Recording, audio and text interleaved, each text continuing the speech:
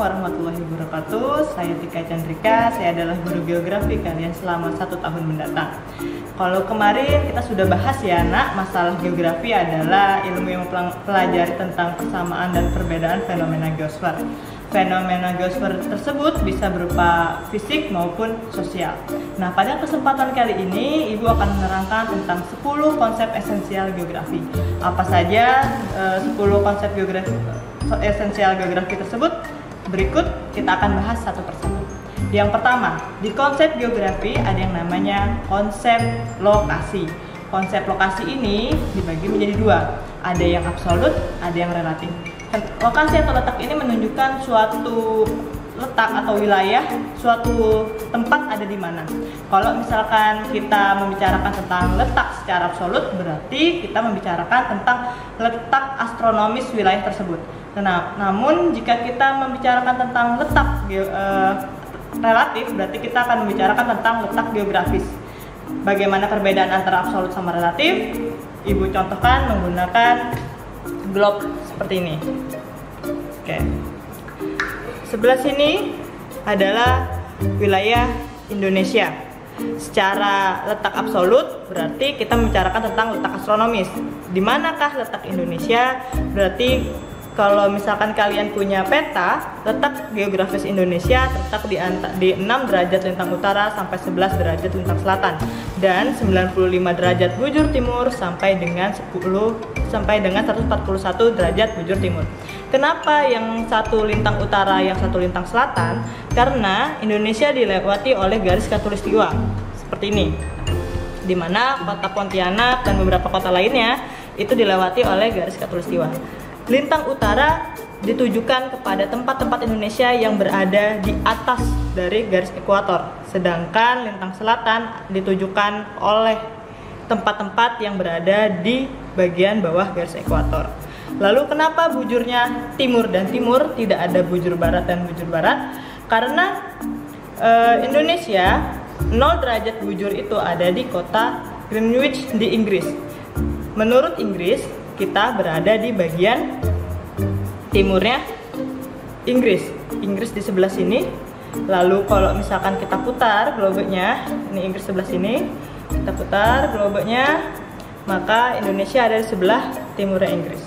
Lalu bagaimana dengan lokasi relatif dari suatu tempat? Kita beri satu contoh, misalnya di sini ada Turki, ada negara Turki. Bagi negara Amerika dan negara Inggris, Turki disebut dengan Middle East. Tapi menurut Indonesia, kita ada di timurnya Turki, seharusnya Turki ini ada di sebelah barat Indonesia. Seharusnya bukan Middle East, tapi Middle West. Ini yang disebut dengan lokasi relatif atau tidak tepat di mana dan tidak tetap.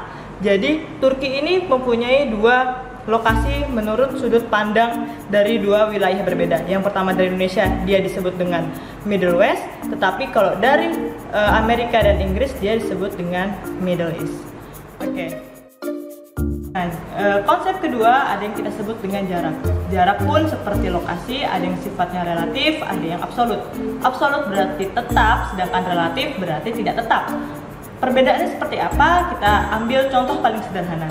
Jarak absolut dari Jakarta sampai ke Surabaya itu sekitar 600 sampai 700 km. Namun jika kita membicarakan tentang jarak relatif, maka jarak itu tidak tetap. Dihitungnya menggunakan apa? Menggunakan satuan waktu. Jika dari Jakarta menuju Surabaya, jaraknya dapat ditempuh dalam waktu 12 jam jika menggunakan kereta api. Namun jika menggunakan pesawat terbang, jaraknya akan menjadi 1 jam 30 menit. Jadi dapat kita simpulkan bahwa jarak absolut itu satuannya adalah satuan panjang, kilometer sama dengan meter. Namun jika jarak relatif, dia menggunakan satuannya adalah satuan waktu. Itu berlaku juga untuk kondisi jalan raya padat atau lenggang. Misalnya dari Sidoarjo menuju Surabaya ketika pagi hari cenderung padat, maka jarak relatifnya akan berbeda dengan dari Surabaya menuju Sidoarjo ketika siang hari. seperti itu. Selanjutnya yang ketiga ada yang namanya konsep pola. Konsep pola ini adalah keterkaitan suatu aspek dengan aspek lain atau komponen dengan komponen lain. Contohnya, saya akan menggambarkan jika di sini adalah aliran sungai. Komponen pertama kita punya sungai. Komponen kedua kita punya yang namanya pemukiman. Pemukiman kita gambar dengan gambar kotak-kotak seperti ini.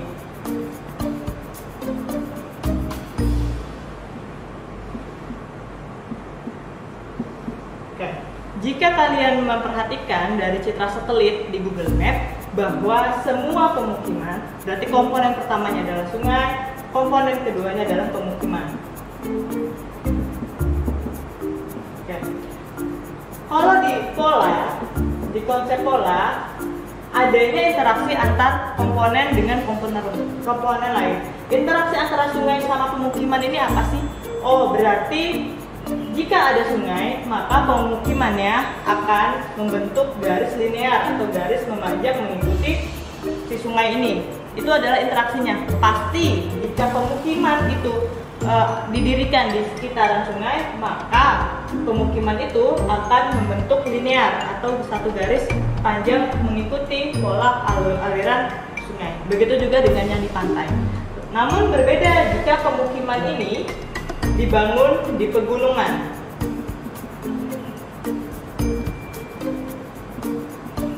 Maka pola yang akan tercipta di pegunungan, pola pemukimannya akan cenderung lebih memusat. Memusat untuk apa? Memusat untuk mencari dataran yang landai atau memusat untuk mendekati mata pencarian dari penduduknya. Misalnya mendekati lahan pertanian, lahan persawahan, perkebunan, seperti itu. Lalu yang keempat ada yang disebut dengan konsep keterjangkauan.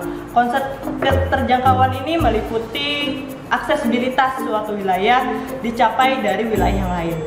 Sebagai contoh sederhananya, ketika sebelum tahun 2004, untuk menuju Madura dari Surabaya hanya dapat dilewati menggunakan jalur laut, menggunakan transportasi laut, yaitu dengan menyeberangi yang kita sebut dengan Selat Madura. Namun setelah 2004, ketika masa kepemimpinan Presiden Susilo Bambang Yudhoyono, maka dibangunlah jembatan yang disebut dengan Jembatan Suramadu. Dengan demikian, keterjangkauan Madura dari Surabaya lebih mudah ketika pasca Presiden Susilo Bambang Yudhoyono berkuasa, seperti itu. Karena apa? Ternyata dari Surabaya menuju Madura saat ini bisa ditempuh melalui dua jalur. Yang pertama bisa menggunakan laut, yang kedua bisa menggunakan moda transportasi darat dengan cara melewati jembatan tersebut. Selanjutnya ada yang kita sebut dengan konsep aglomerasi. Kalau konsep aglomerasi ini adalah keterkaitan aktivitas manusia dengan bentukan fenomena geosfer. Contohnya, di Surabaya ini kita membagi menjadi Surabaya Barat, Surabaya Timur, Surabaya Pusat, Surabaya Selatan, seperti itu. Lalu kalau misalkan kita mau lihat lagi bahwa aglomerasi ini adalah tentang pengelompokan. Pengelompokan pemukiman rata-rata ada di Surabaya Timur.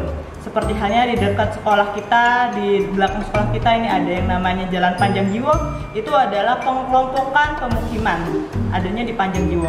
Namun jika kita mau lihat lagi perkantoran ada di mana, itu ada di Surabaya Pusat. Rasanya jarang ya kalau misalkan kita melihat ada pemukiman berkerumun di Surabaya Pusat. Itu yang disebut dengan aglomerasi. Suatu konsep tentang aktivitas manusia yang mempengaruhi fenomena geosfer di atas muka bumi. Selanjutnya ada yang disebut dengan konsep morfologi. Morfologi ini tentang bentukan bumi. Bentukan bumi itu seperti yang kita tahu ada pantai, lalu ada dataran rendah, dataran tinggi, pegunungan, gunung, seperti itu. Nah, morfologi ini atau morfologi bumi ini tercipta oleh dua tenaga, yaitu ada tenaga endogen dan tenaga eksogen. Endogen berarti tenaga dari dalam bumi. Seperti apa contohnya? Ada tektonisme, ada vulkanisme. Lalu kalau yang untuk eksogennya sendiri itu berarti dari luar bumi. Contohnya seperti apa? Ada air, ada angin. Endogen akan bersifat cenderung membangun, sedangkan eksogen cenderung merusak. Mengapa endogen kita sebut membangun? Coba kalian cari di internet atau sumber lainnya seperti di YouTube, bagaimana sih caranya pegunungan Himalaya itu tercipta? Pegunungan Himalaya tercipta karena ada dua lempeng yang saling mendekat. Pergerakan lempeng itu berarti adalah pergerakan tektonik, di mana tektonik adalah akibat dari tenaga endogen. Kenapa membangun? Karena dia membentuk suatu bentukan yang baru. Namun, kenapa kita bilang eksogen adalah tenaga perusak? Karena eksogen ini yang dari air sama angin bersifat mengikis, mengerosi, lalu menghancurkan bentukan-bentukan bumi yang sudah ada. Seperti itu. Nah, contohnya lagi perbedaan morfologi antara laut utaranya Pulau Jawa dengan laut atau pantainya selatan Pulau Jawa. Seperti yang kita tahu bahwa mungkin kalian jarang untuk mendengar berita bahwa Jakarta atau Surabaya terkena tsunami. Mungkin tidak pernah kalian mendengar berita bahwa Surabaya dan Jakarta mengalami tsunami, bencana tsunami. Namun kalian mungkin pernah mendengar bahwa di bagian Banten, Parangtritis itu mengalami tsunami. Kenapa sih bisa demikian? Karena Surabaya dengan Jakarta itu berada di bagian utara Pulau Jawa. Utara Pulau Jawa atau pesisirnya utara Pulau Jawa itu berbatasan langsung dengan Laut Jawa. Laut Jawa adalah laut yang bersifat dangkal, sehingga arus dan gelombangnya tidak besar. Selanjutnya, kalau misalnya yang di Parangtritis, Pangandaran, lalu di bagian Banten, dia berbatasan dengan yang namanya Samudra Hindia. Contohnya, kenapa sih berbatasan langsung dengan samudra itu membuat terjadi tsunami atau gelombangnya besar? Contohnya seperti ini. Saya gambarkan contoh morfologi atau penampang melintang di laut utara.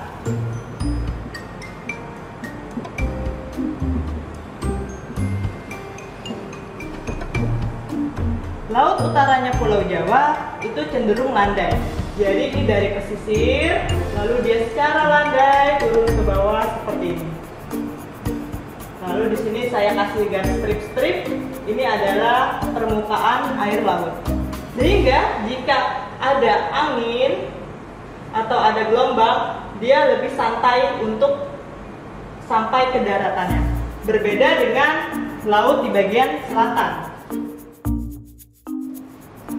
Bentuk laut selatan itu seperti apa sih? Kalau tadi laut utara dia landai dari bagian daratan ini lalu menurunnya secara landai, tapi kalau di laut selatan ini daratan, lalu dia turun ke bawahnya langsung curam seperti ini. Ini selatan, laut selatan. Otomatis bayangkan jika kalian memiliki suatu bidang siku-siku seperti ini dibanding dengan bidang yang runcing atau tumpul, ketika kalian menyiramkan seember air, misalkan seember air ini dituangkan, isinya diguyur ke sini, maka daya hempasnya akan lebih kuat dibanding kalau misalnya kita punya bidang yang lebih landai seperti ini. Ketika didorong, maka daya hempasnya tidak akan terlalu kuat seperti yang siku-siku. Nah, begitu dengan laut selatan. Bukan berarti dasar laut selatan itu siku-siku, tidak, tapi antara daratan dengan penurunan lautnya itu langsung dalam. Beda dengan yang utara yang lebih landai. Oke, selanjutnya ada yang disebut dengan konsep nilai guna. Kalau nilai guna itu tentang kegunaan suatu wilayah. Contoh, di dataran tinggi, kita ngomongin aja yang namanya Kabupaten Batu.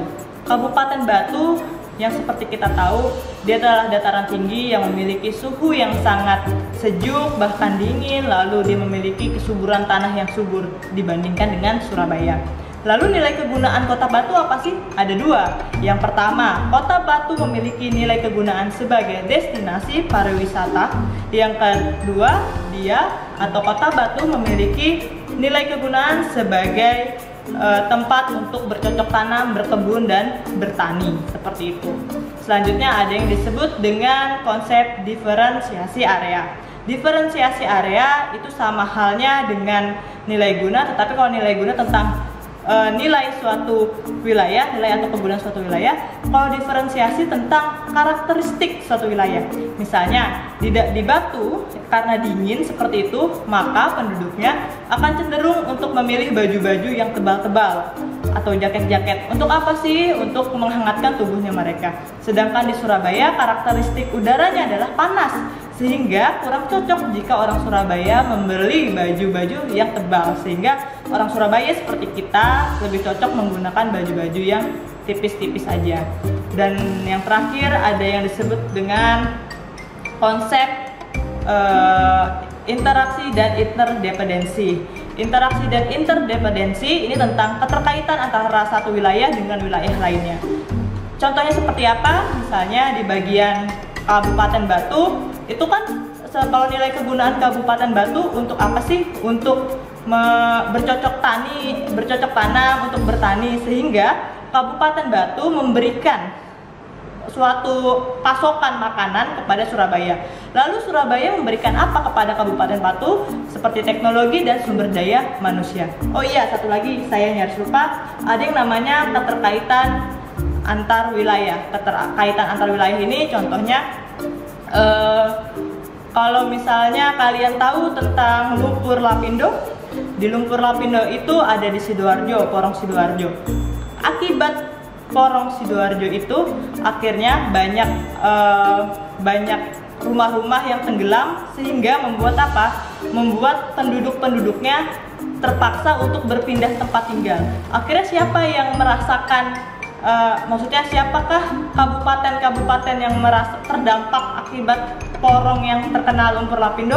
Pasti daerah-daerah sekitarnya, seperti misalnya di Tulangan atau mungkin ke Pasuruan, karena mereka akan mencari tempat yang lebih dekat dengan porong. Atau kalau kita mau pakai contoh lain, contohnya kebakaran hutan di Riau itu mengakibatkan polusi udara sampai ke Singapura, seperti itu. Jadi itu adalah 10 konsep geografi. Nanti kita akan bahas di pertemuan berikutnya tentang prinsip dan pendekatan geografi. Terima kasih banyak. Wassalamualaikum warahmatullahi wabarakatuh.